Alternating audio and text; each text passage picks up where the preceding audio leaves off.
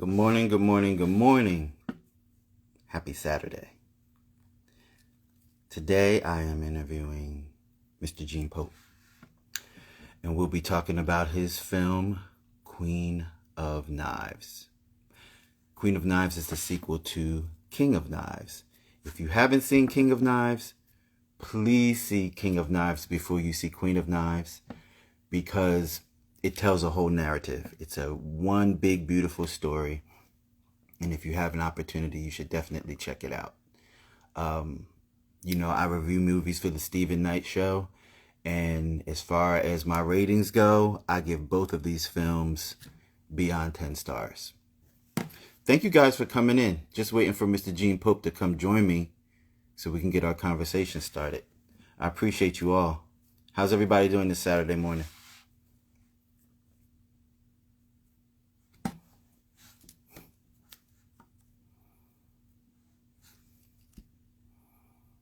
Let me see who we have in here. What's going on? Good morning.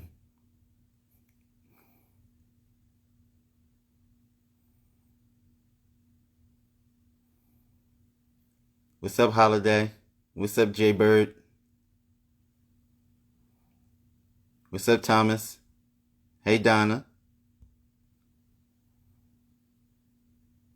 Fantastic. I like to hear that. Positive energy. That's what I'm talking about.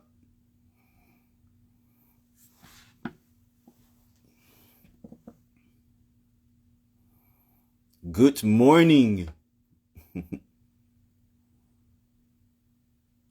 Oh, Mr. Pope is here. Hold on for a minute, y'all. That's right, Thomas, always. Listen, if you live in the positive lane, that other stuff can't touch you. Mr. Pope. How are you, sir? I'm doing well, sir. How are you? Not bad. Good. It's another, kind of gray day out there, and I feel like I'm in Seattle or something. Right? Yeah. Yeah, it's a lot going on. Praying for New York. New York is crazy right now. Well, you know what? I grew up in New York City, and it's always been a little crazy. It's a kind of a unique city. So Yeah. So, did you have your coffee yet? I did, yes, a couple of cups actually. So now I'm a little nervous. Don't be nervous. All right. So let's go to the Soho Film Festival, where I met you physically for the first time. It was It so was a pleasure to. nice to meet you Yeah. finally. It was great. Yeah. Yeah. Yeah. And thank you for the invite. And I guess I'll ask you, what were your feelings pre-screening? How were you feeling when I saw you around that time? I think everybody was standing outside. You were going around making your rounds and, saying hello to everyone. How were you feeling at that moment? I was worried that I was going to miss somebody, but yeah, I'm just odd that way. But I get really nervous before a screening. Mm. I guess because there's so much on the line. Yes. And we'd had a couple of previous screenings with friends and family and cast and crew, and they went very well. So I should have been in a very relaxed state, but it's like my wife can tell you that it's like all day long it was like, I'm so nervous. Just because, Yeah. is a lot at stake and you're putting it out there. And then, that was a big theater. And so that was, 350 people there. So, Yeah. it was so once I got into it and was meeting everybody and seeing everybody, it was so nice to see everybody, yourself included. And so that started, to put a smile on my face, and I wasn't, that nervous anymore. It was just like, oh my God, everybody's here. This is wonderful. Good. Good. I just recently interviewed your offspring, Roxy Pope. How did you think that interview went? Oh, they're a pro. Roxy is a pro. I was watching that, and they just did your questions were great, and they just handled themselves like they'd been doing this their whole lives, and so I was quite impressed. Yes. Yes, yes, yes. And so I explained to Roxy that I, was looking and I didn't see because the hair was blonde. And I was like, oh, I didn't recognize you. I wanted to say hello, but I didn't recognize you because you changed your appearance. But nevertheless, we finally did have an opportunity to talk, and I was pleased because I always wanted to get Roxy's point of view. Um, one, because of the role, and it had a lot of weight on it. And I wanted to see what their position was as it related to carrying that much in the film. Mm-hmm. Yeah. Well, they, first of all, I love their look. I love that, Mm-hmm. that hair color they put together there. It's a great combination on them. Mm-hmm. But, this is really just their performance was basically a continuation of King of Knives. And so it was obvious when I was looking at the dailies that, and plus being on set with them, it was just them being them. Mm-hmm. It was Roxy is always Roxy, and they get on the set, and the two of us on set are very, have spent a lot of time together on set in the past, and so we tend to just play the part, and there's not the father-daughter situation doesn't get in the way. If anything, it probably gives us like a well to draw on. Yes. So, because you could imagine that there's been times in our lives where we've been having, little sniggers or fights or whatever, and that's just part of life and growing up. And so that's something that you've just, instead of being frightened of it or trying to avoid it, you just kind of go into it, just dive into it. And if that's what the reactions are getting between us, then that's what's going to happen. It just happens, Right. I thought that Roxy's character was a great bridge between King of Knives and Queen of Knives. And one of the things that I wanted to know from you, because you play a producer role in both films, what extra weight does that put on you being an actor and a producer in a film? It's what I do is I slice it up. All right, so before we start shooting, it's more of the creator role. Mm-hmm. In other words, there's all the working with Lindsay Joy, mm-hmm. And her incredible script writing abilities, and working on the story in terms of in my head of where's the story leading? Is the audience going to buy this? Are we in a safe place, or are we taking a risk, which can be very cool as well? And so mm-hmm. all those decisions are being made, and then we shift from writing into production. But at that point, a lot of what's going on then becomes between the director, John Delgado, and my other two producers who were on it. Jen Gomez has been with me since we started doing short films together as a producer. And so between her and Joseph Steffens, they just were getting everything ready, because it's an enormous amount to get ready, and on short notice in this case too. And trying to hold the budget down, how to get stuff done, where are the locations. So it's just on and on and on, detail. And then, so I'm watching that and just, being part of the discussion. And then when it gets down to, I'd say, a week before we start shooting, then it's like, it's time for me to absolutely take that away as a distraction. And I trust implicitly in John and everybody else, and Saad, our DP, everybody in the crew is my trust has to be 100% with them. And then it's up to me then to just concentrate on the role of Frank, getting my lines together, right? There's a lot of lines. And it was like 50 different scenes. It's a lot. And I started memorizing the script about 2 months ahead of time, and working on the part and right. Getting into the lines, and that takes a lot of time. But once I get on that set, it's only about me getting on the set and working with whoever is in the room with me, and us going through the process of how the characters are reacting to each other at the same time saying your lines. But you see how I'm saying that there is that it's not that we're sitting there saying the lines first, Yes. and then whatever happens, the lines happen to be there and they just are there. But what is it that's going on? You know, when we enter, when Barbara Terrell as Masha comes in and clears her throat, what do I feel about that? Well, I feel about that because I've been sitting there for an hour and I'm, you know, being kind of a cranky guy because, you know, my marriage has fallen apart, blah, blah, blah. So there's all that background in my head. Mm-hmm. And then she comes in and it's like, oh, great. Now what? Right. So, and you see where that's coming from? So, and then the line in the script is just what?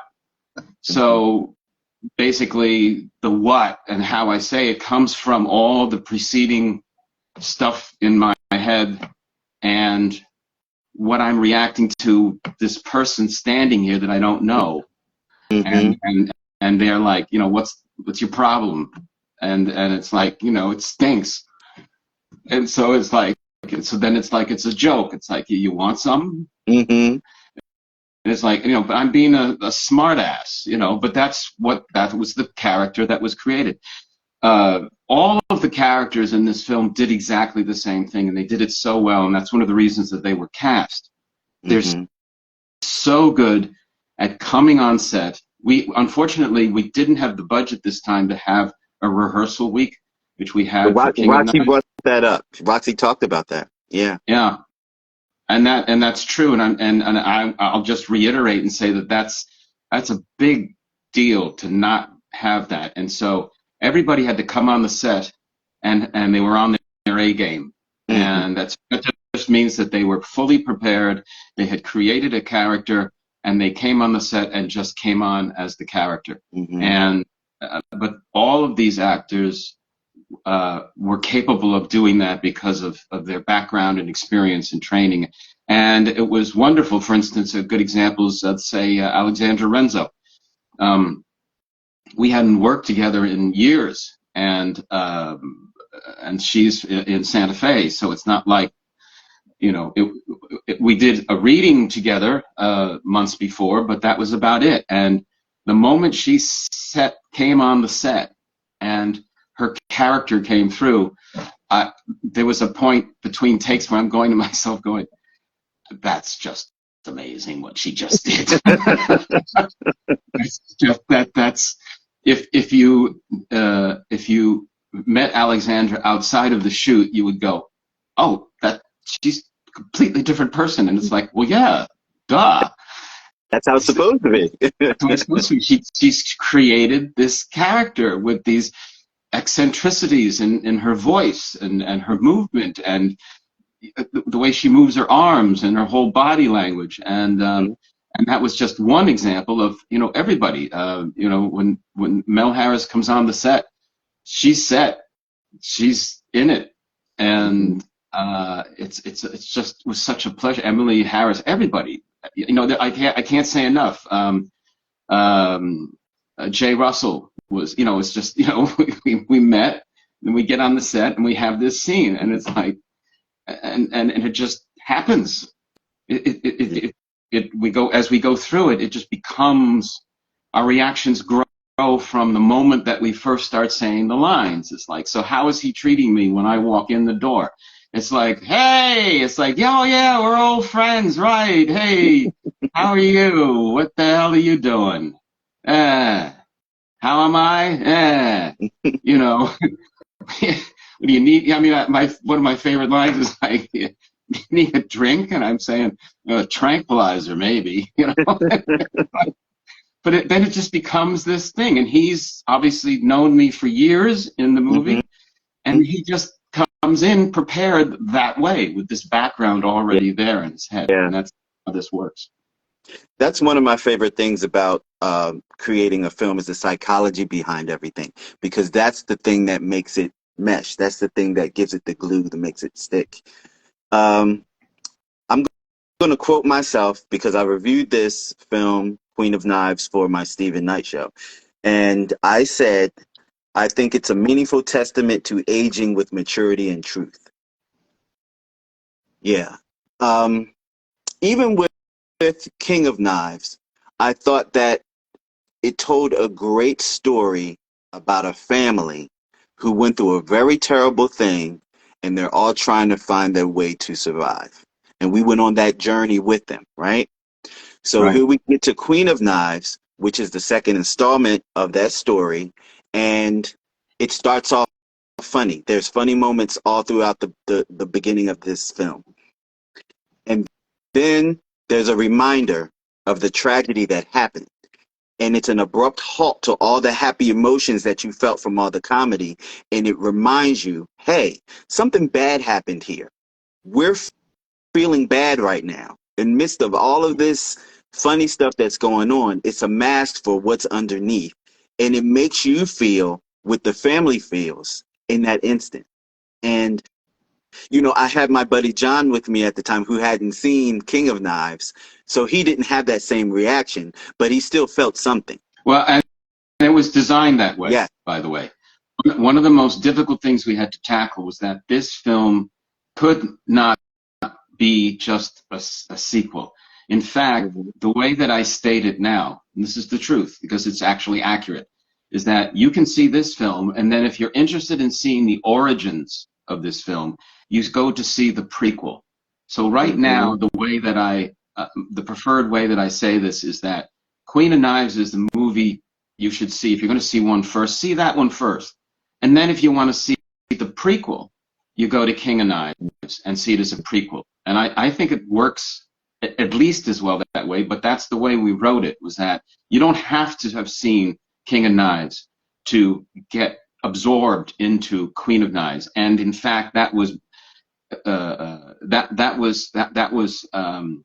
came out very clearly in people's comments, talking about just what you said, is that the way that the movie moves along and then all of a sudden things switch and stuff comes in history that you're not aware of, and it's like, oh, it's suddenly a different scene, Yeah. suddenly a different part of the movie. Well, what's about to happen? So all the elements are there, but it was written on purpose, and that was one of the toughest parts, so that if King of Knives didn't exist, you could still see this movie and you get everything you need to know. Absolutely. Absolutely. So you have a few nominations going on for this film. How's that feeling? Well, I'm laughing because I'm a little bit in disbelief. It's like, let's hit a couple of things compared to King of Knives. So King of Knives picked up a fair number of awards, but it took a while. In Queen of Knives, the awards just started wham, coming in, being accepted at all these film festivals. We have so many more that we're coming to. We have Milan coming up with. The LAFA is, I think, it's the 30th. So in other words, another day or two, we're going to know what happened with the LAFA awards. They'll be announcing those. And so right now we're like, I don't know, 18 awards. I mean, I'm staggered. I did not expect that. And we're getting the awards for things that we didn't necessarily get awards for in the first film. But there's a lot of, best festival film, nominated for nominations at Soho. We were nominated for best U.S. Showcase feature, and which I thought was very important in terms of from the marketing standpoint, right, was best audience appreciation award. And that's a big deal. Yeah. That's a very big deal for me. And secondly, in King of Knives, it took us a year before we got a distributor. A year. Wow. Here, we had 3 offers on the table within about, 6 weeks, a couple of months at the most. And so we had choices now. And so all of this bodes really well for me, because you're always taking a chance. There is never a guarantee when you're making a film, and the proof of it is that you can have the biggest studios in the world spend an enormous amount of money on a film, and they get it out there and it just sinks. Yep. And you would think, now these are the smartest people in the world in this business. So what happened? And the answer is there's nothing wrong with them. It's not that they're stupid.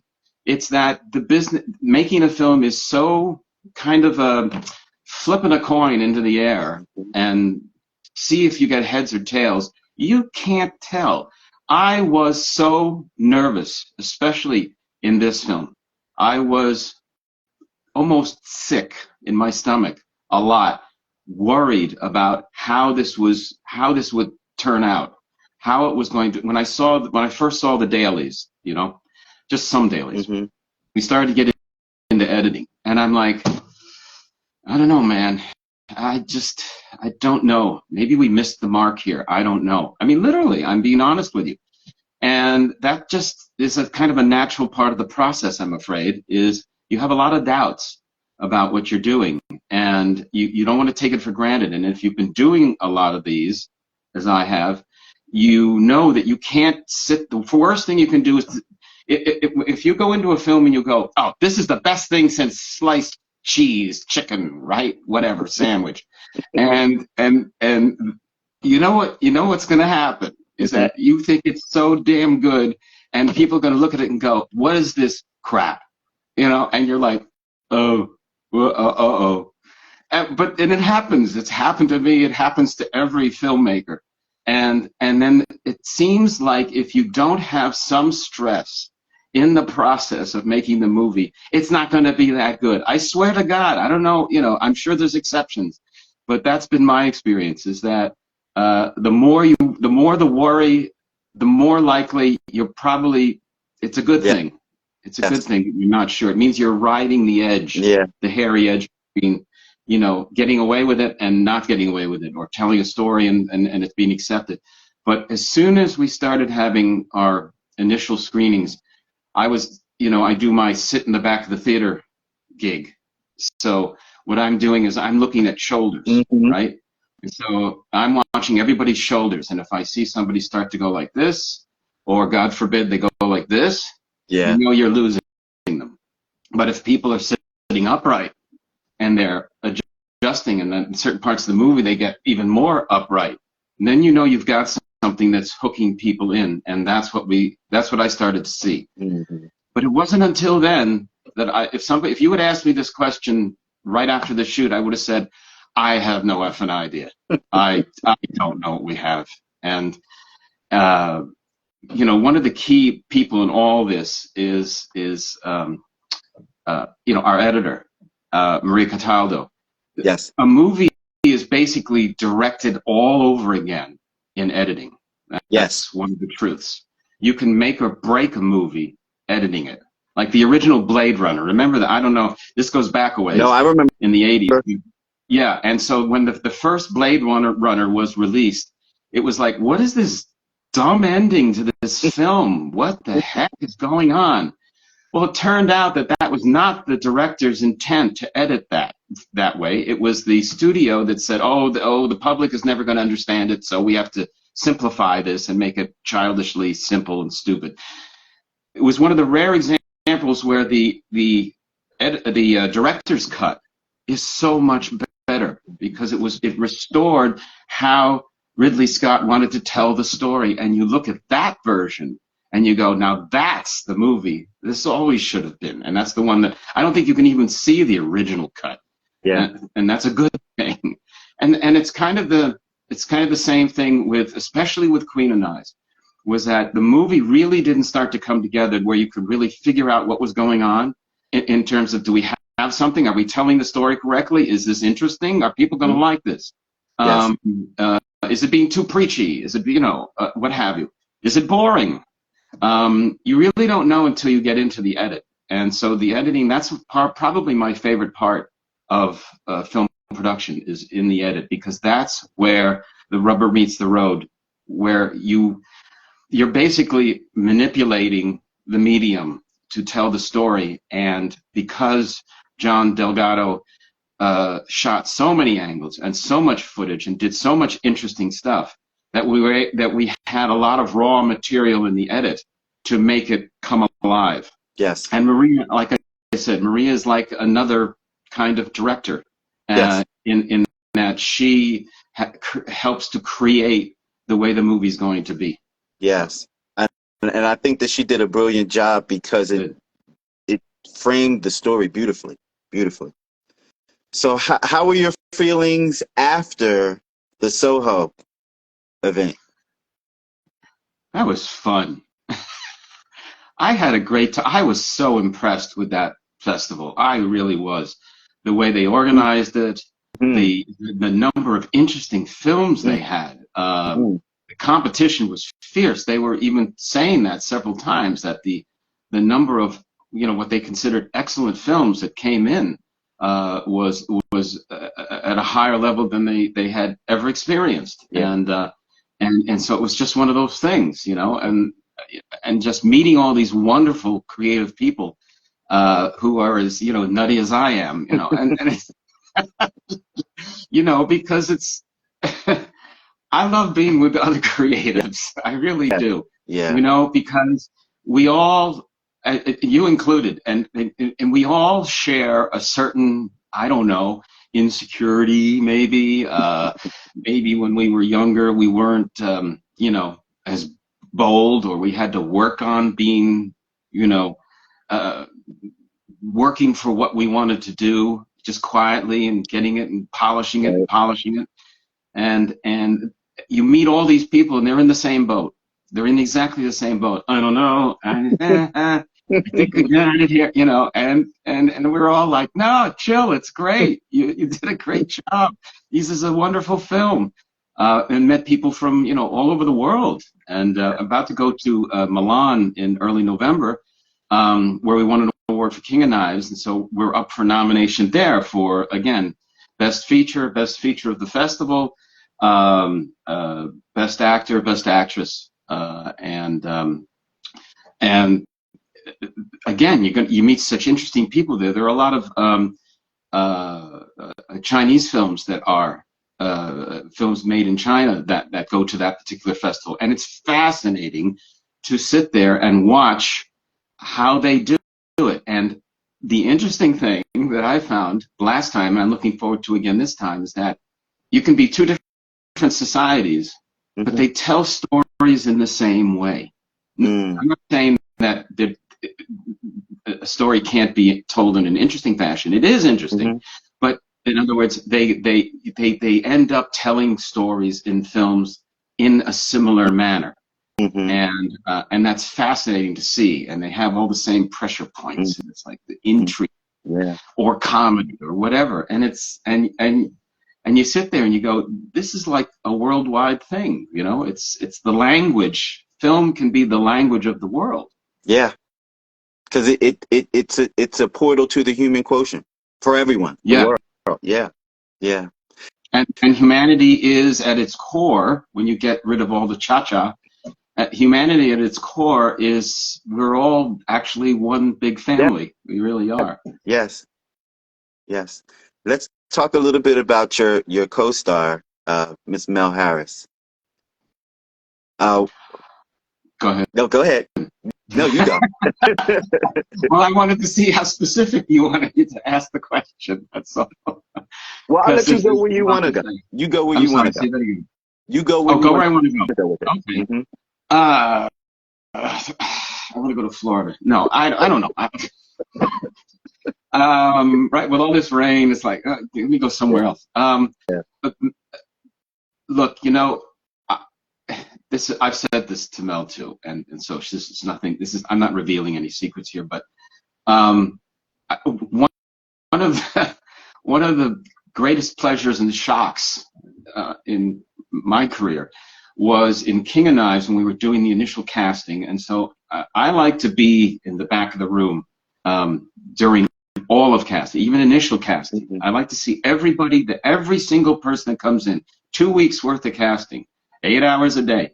And so I one day I'm looking through, okay, so let's see, who's coming today? Anybody I know from Maggie Flanagan's or anybody else, and blah, blah, blah. And all of a sudden I turn the page and it says Mel Harris. And they went, Mel Harris? And I turned to the casting and I was like, Mel Harris? What? Really? okay.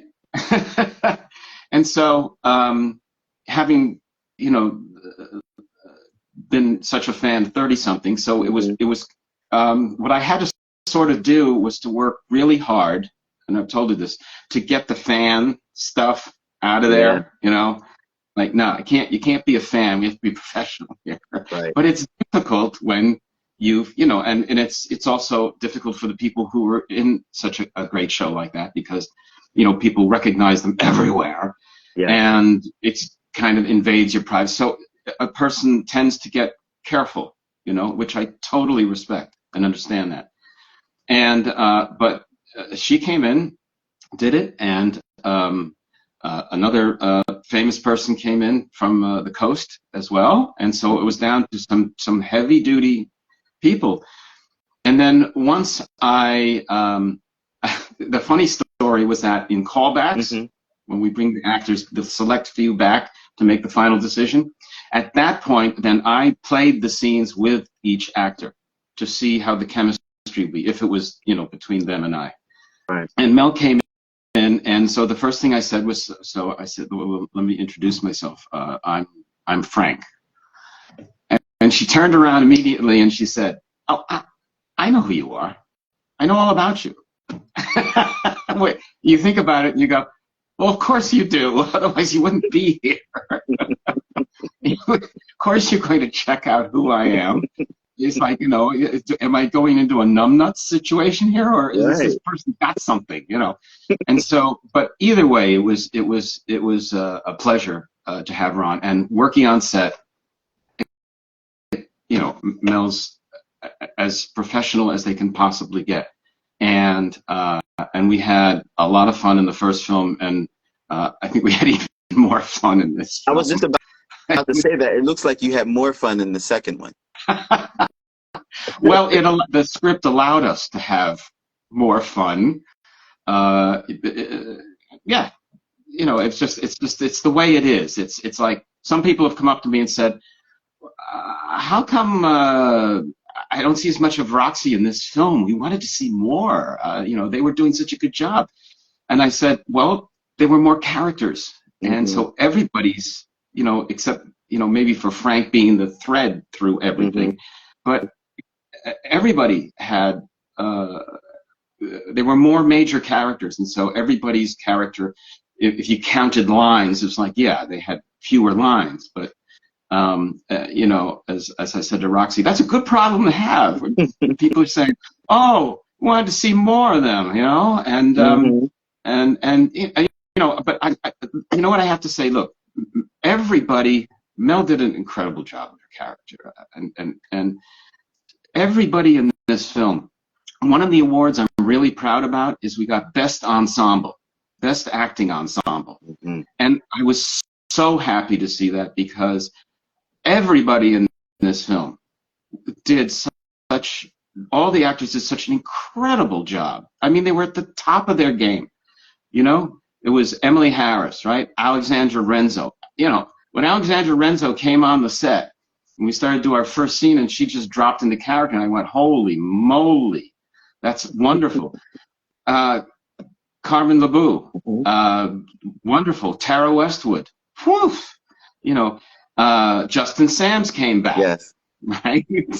And Barbara Terrell. I had so much fun with Barbara Terrell. The two of us were just riffing off each other constantly.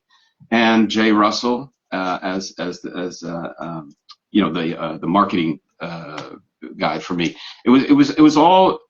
These were wonderful people that had their roles so convincing and so authoritative, and they were always forward. And also, the big surprise was Neptune. This is Neptune's first feature, first film. Wow. Period. He was, or I should say they were in the touring version of Hamilton, and he was like the master swing. In other words, he had to have every part in his head, every part of Hamilton in his head, and he would be the swing substitute if somebody got sick or what have you. He got to play like almost every part, I think, if I'm remembering what he was telling me.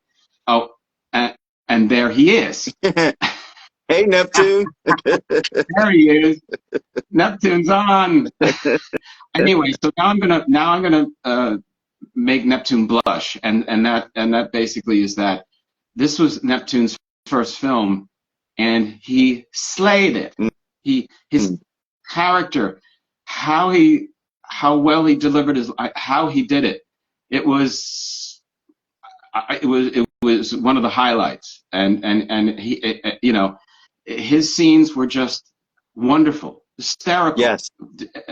You can't take your eyes off him. You know, his character that he created was so full and interesting, and so, and like I said, everybody, yes, slay, yep. And I'm just saying, I'm not trying to point him out in particular, because like I said, I'm so happy with how everybody did. Everybody brought their A game on this. But what I'm saying is, I just wanted to point out that for a first film, first time on set, you know, he never even looked in the camera by accident. You know, it's like, Neptune, you're a pro. What can I say? You know? Yeah. And I will say this to you, Neptune, that when you came on the screen, started the decline of the roller coaster. You know, that was that part for me. The roller coaster started going downhill in a big good way. You know, that big exhilarating change in the emotion. So, thank you. Yeah, for sure. Kudos. But again, everybody, they, you know, one thing that made me very happy is that this is the second time in a movie where somebody has been in the cast and then has moved up a jump. Yes. You know, and I love catching actors in our films that you know they're about to pop. Yes. They're ready to pop. And so when Carmen LeBeau came on, and then after that she got the part in The L Word, and our producer was asked for a recommendation, and you know, we gladly gave it, and so it's like, you know, very proud. Yeah. That's awesome. Do you have a favorite scene from Queen of Knives? Whoa.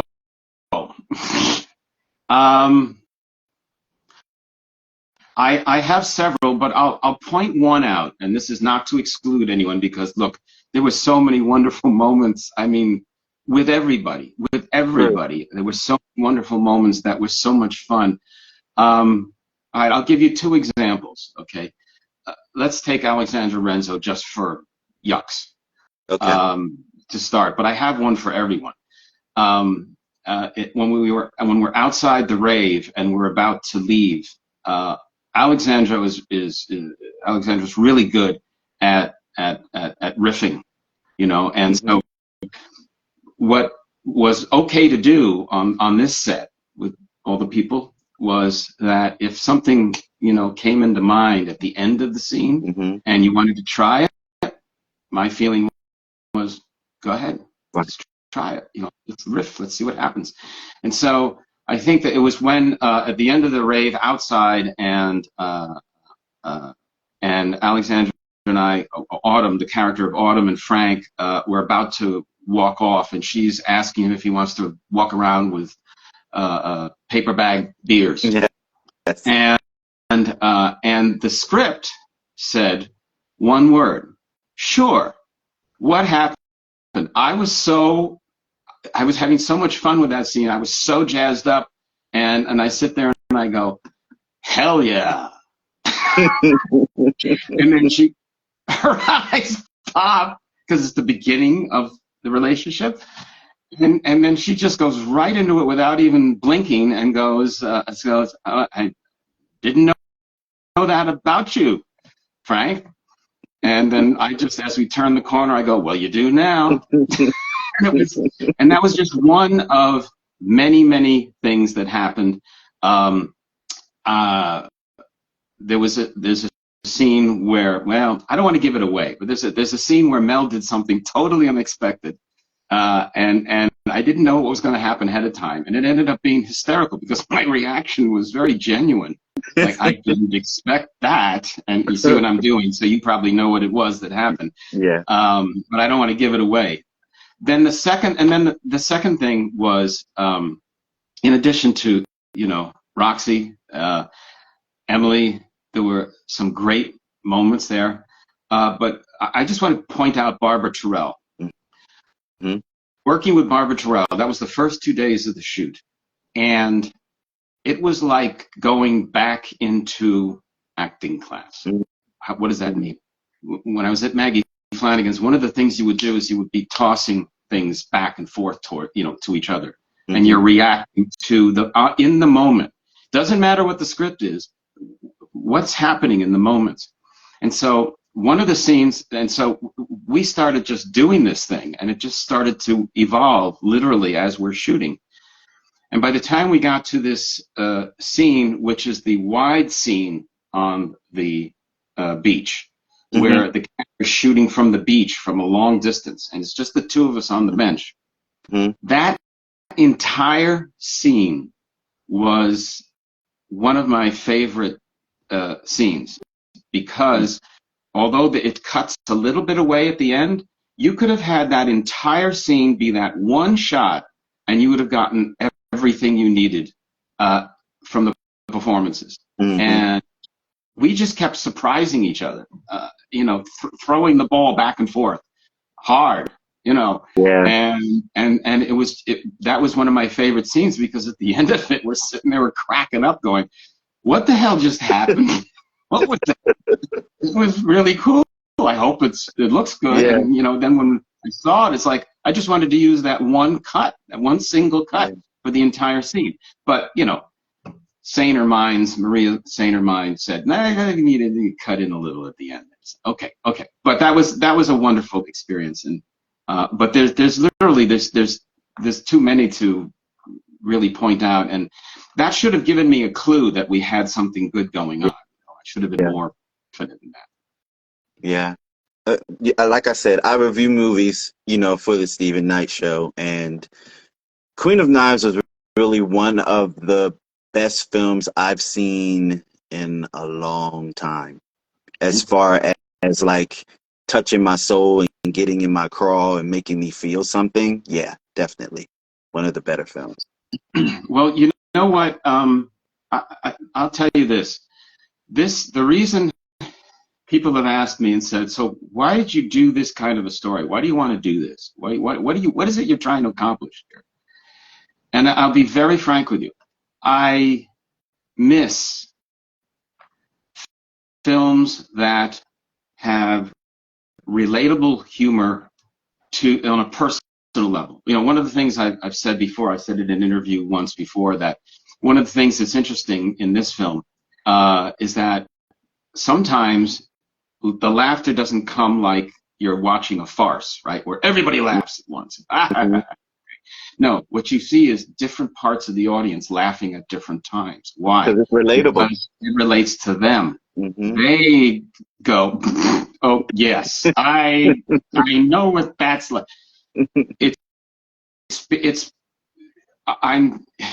I want so much to be able to continue to make films that you can go into a theater, and there's no question in my mind. I'm going to say it right out right now. I've seen this film on my big LED, and I've seen it on a big screen in a theater, and I'm telling you for a fact that this movie, when you see it in the theater, it's almost like you're going into the world. It's not it's not like you're looking at a box. Absolutely. It's what film is supposed to be.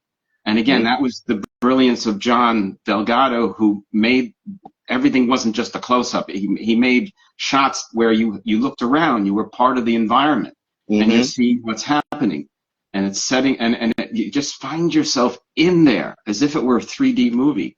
Yeah, and, absolutely.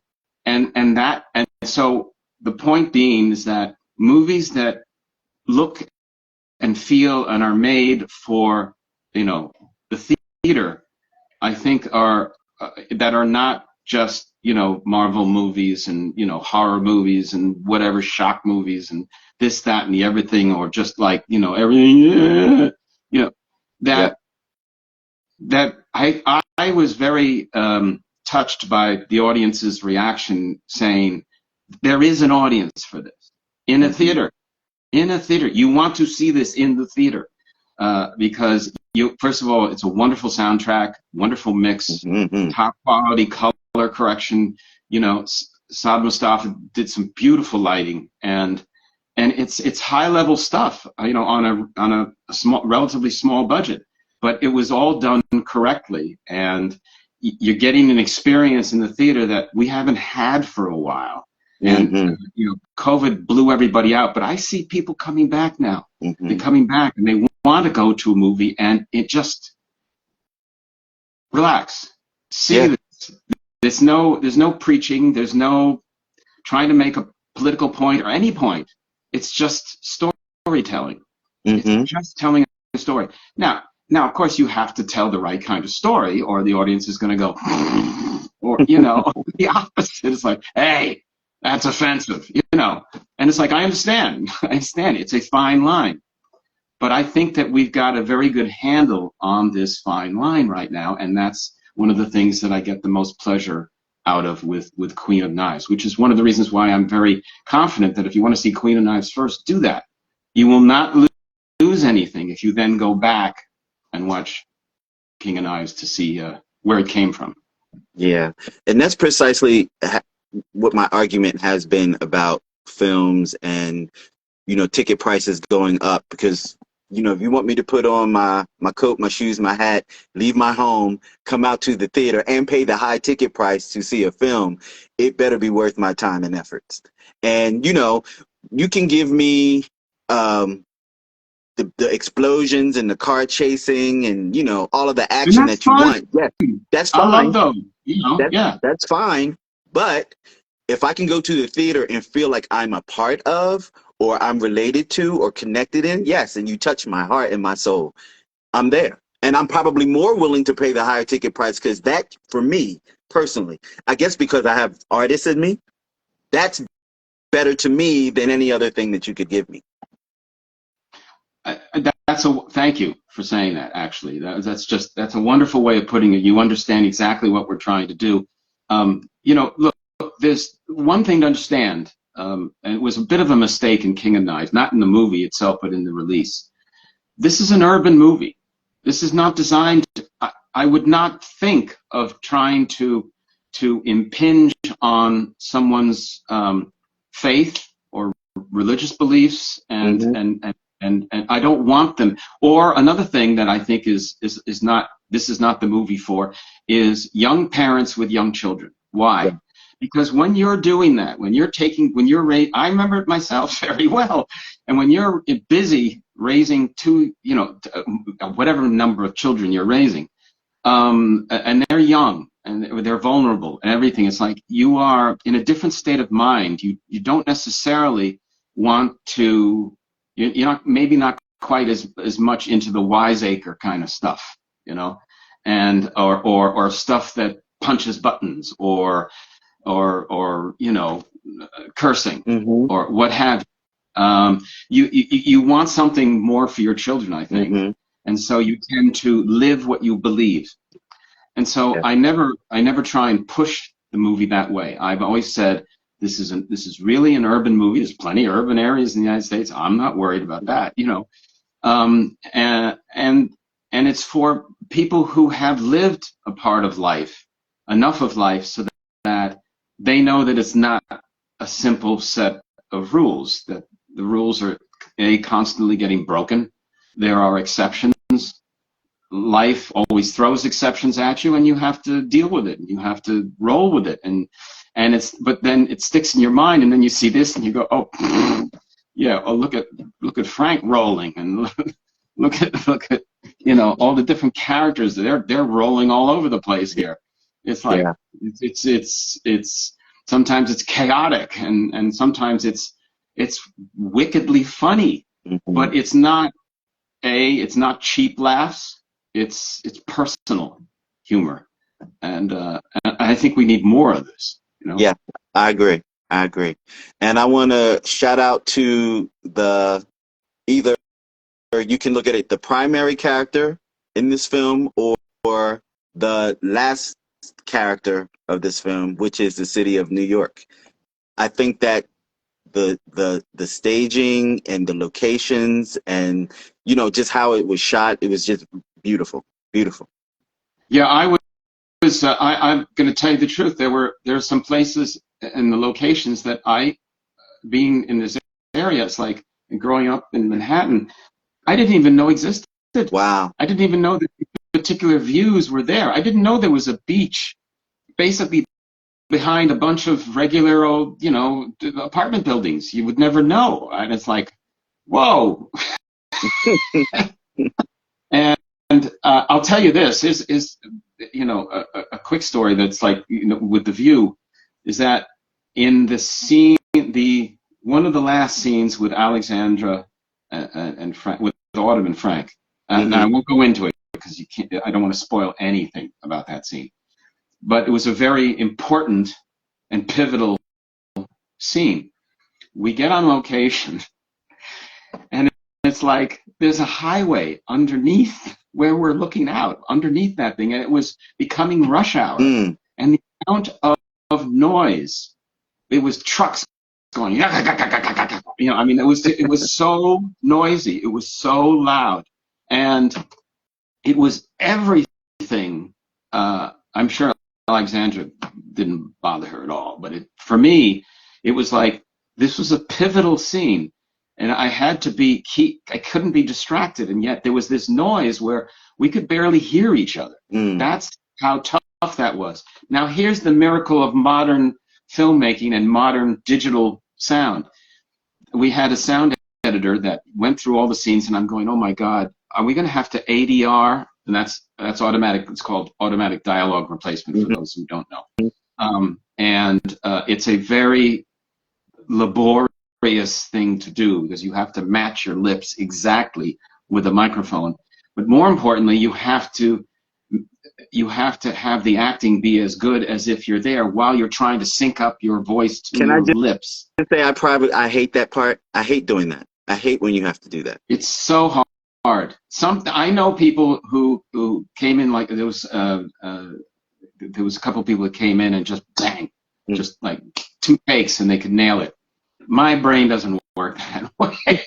Everybody's different with that.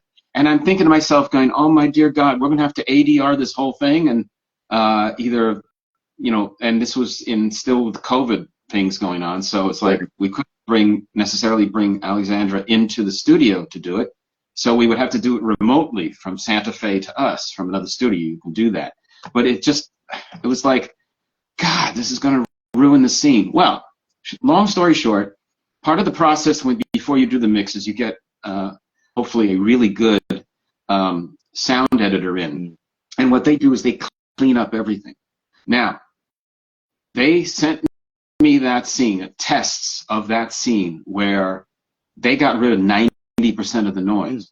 And I'm like, how the heck did you do that? It ended up they used 3 different anti-noise algorithms on that, the best that you can find. And he used 3 in a row, layer by layer. And you can't tell that all that noise is there. It's gone. That's the actual dialogue on top of all the trucks, on top of all the traffic, on top of the horns and and motor noise and everything. It was deafening. It's gone. And the only thing you hear at the end of that scene is you hear a motorcycle.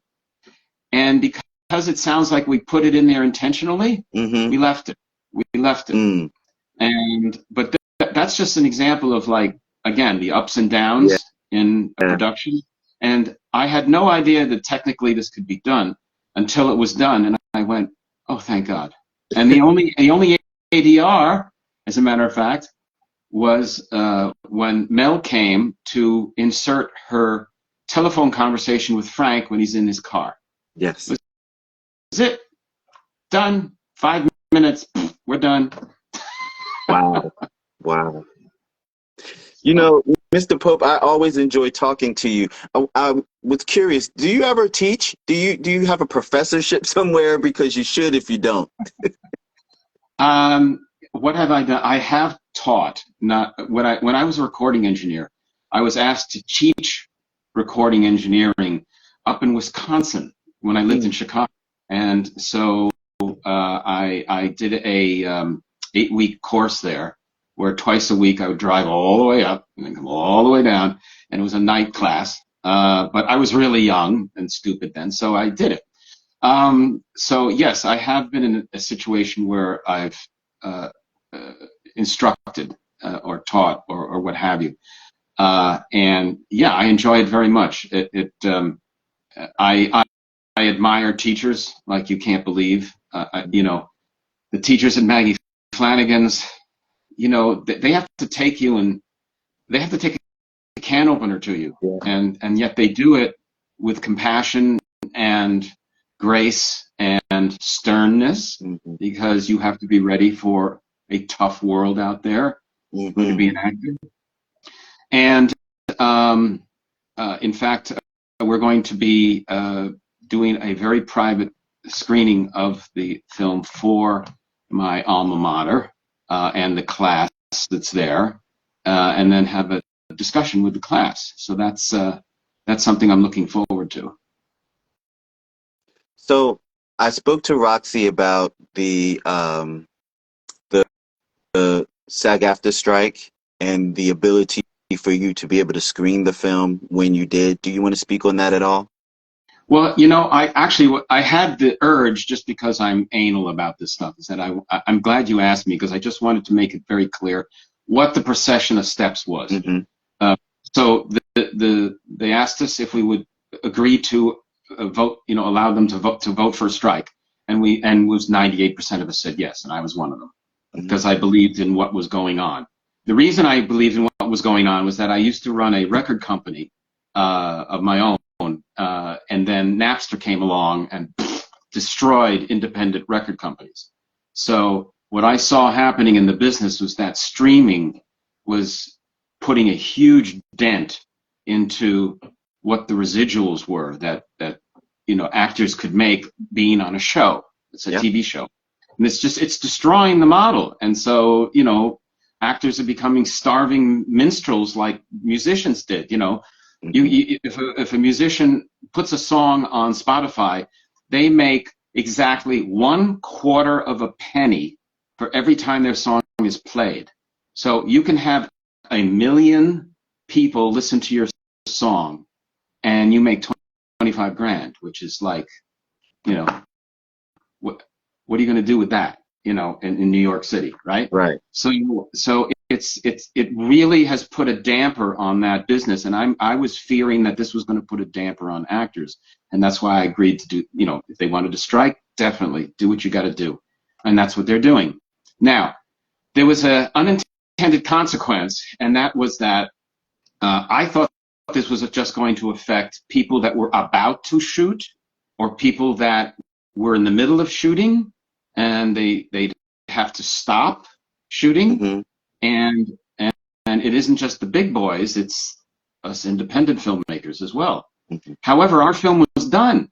It was totally 100% finished by the time the strike vote was positive and they went on strike. And then all of a sudden, it turned out that in the terms of the strike, that you could not go and promote your film, which, okay, so for a large major filmmaker, they can afford to sit on stuff. For someone like myself, it's like, but I have all this money in this film. How am I supposed to monetize it now? Right. If I can't promote it, if I can't even go on and have this interview with you right now. I mean, technically speaking, I could do it as a producer, but it was a really fine line and it wasn't good, but nobody could do it. Then what happened was they came up with the interim agreement. And the interim agreement was basically, it was exactly the terms that there was their last offer, the negotiated offer. And they sent it out, and I read it, and I said, this is not very unreasonable. these terms? I really, I'm serious. Now, look, I would tell you if I thought, well, the union's asking too much, blah, blah, blah. It's like, that's not going to happen. No, it was just the opposite. It was like, these are very reasonable terms. And I think that this is worth it. And so there were 900 films that were affected by these indie films. And we all got on the line as fast as possible. And I said, I absolutely will sign this. Absolutely. And and then it took a couple of months before they could get around to each person signing. And then once I signed it, two things happened. One was good. One was like, I guess, it makes sense. So the good thing was that as long as you signed the interim agreement, what you were agreeing to was the terms that they wanted. So for me, it doesn't have much of an effect other than it allowed my actors and myself to promote the film so that we can monetize it, we can sell it, so it can be distributed, and so that was a blessing. What it has an unintended consequence in, but for indie films, I think it's not such a big deal. But it's, anything always has a plus and a negative.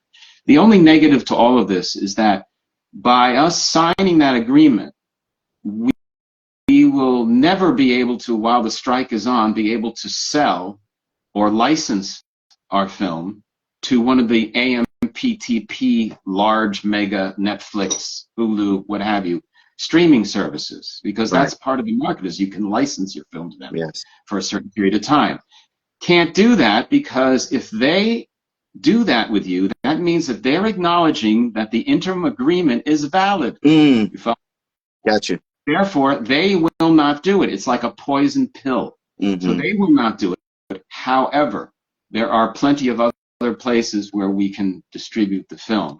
And I think that, and I also think that right now we're looking for release probably around February, March of next year. Why? Because, again, lessons I've learned, but that's the time when there's the least competition from the big studios. What does that mean? That means that my chance of getting reviews from a higher tier of reviewer is better. And that's what I wanted to do. I said, I don't care when we release it, because it's streaming, it's whatever. There is no seasonal stuff much anymore. So let's take advantage of that. And so it's a cooperative effort between myself and the distributor to figure out the best way to get this out there, and when and how. And I have a feeling, if the rumors are true, that maybe this will sort of get resolved by, let's say, January. And so at that point, then I think that we'll be in a good shape. And I think that one of the problems that we definitely have here is that, which I totally am on board with, and I understand how it can be, is like companies like Netflix are not like Universal or Paramount, where they're entertainment companies. No, this is just a corporation.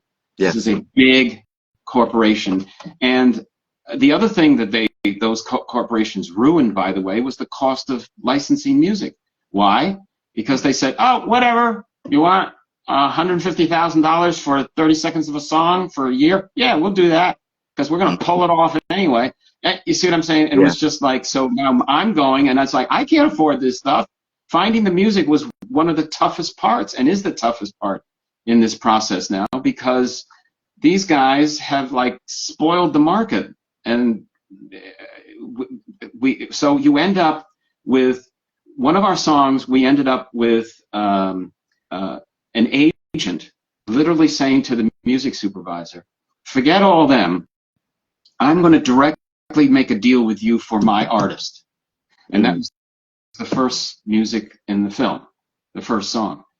And then for the ending music, we ended up going to England together. Because they weren't doing what the United States, Sony and Universal Music and all those, monopolies, what they're doing. So I'm just saying, this is just an example of. So I hope that answers the question in terms of what we were doing. What we were doing was absolutely above board. I wouldn't do it any other way. And thank God we were able to. We had the opportunity to sign the interim agreement, which says that we agree that these terms are reasonable. And if I did another film, those are the terms I would do. Nice. Very nice. And thank you for explaining that in depth like that. I have a better understanding of what Yeah, it is. it can be. It was. Yeah, I had to get deep into the weeds to understand it myself. So it's like it's understandable. So, do you have anything in your horizons, like the next project? Do you have something in your mind's eye? I'm always having things in my mind's eye. There is a famous quote here, and it was in this interview I had with LAFA, but I'll tell you it again now, and that was simply that my producer, Jen Gomez, literally turned to me and said, Gene, if you don't direct your next film, I'm going to kill you. Because she knows I was a director before. I was a director back in the 80s. And it's just that things in the business were not, I was doing commercials and documentaries and stuff like that. And it just turns out that the world wasn't ready for what I was trying to do. And so I had to wait later. But yeah, I can't, I'm not one of those actors that can get so little sleep and survive that I can direct and act at the same time, and I think it's a little bit difficult. Yeah. So for me, I'm contemplating doing that. I may or may not. We'll see. Okay. But I wouldn't mind doing that. Get back into that chair, and because it's a lot of fun, and it's just as important to tell the story that way as necessarily being a character in it or what have you. Right. Mr. Pope, I so appreciate your time. You are like one of my favorite people to talk to.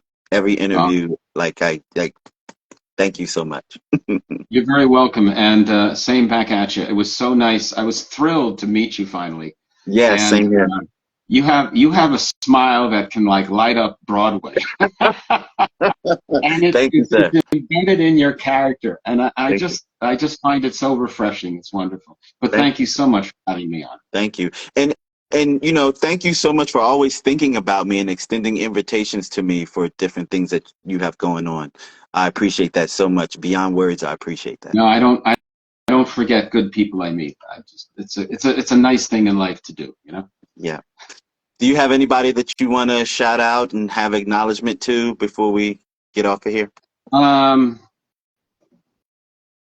Yeah, Holly Taylor, my wife. I should really shout out to her because she keeps me sane. Mm-hmm. She's a wonderful, wonderful person, and we've been together for 3 years now. Yeah. And between the two of us, we have 5 children, and it's never a dull moment.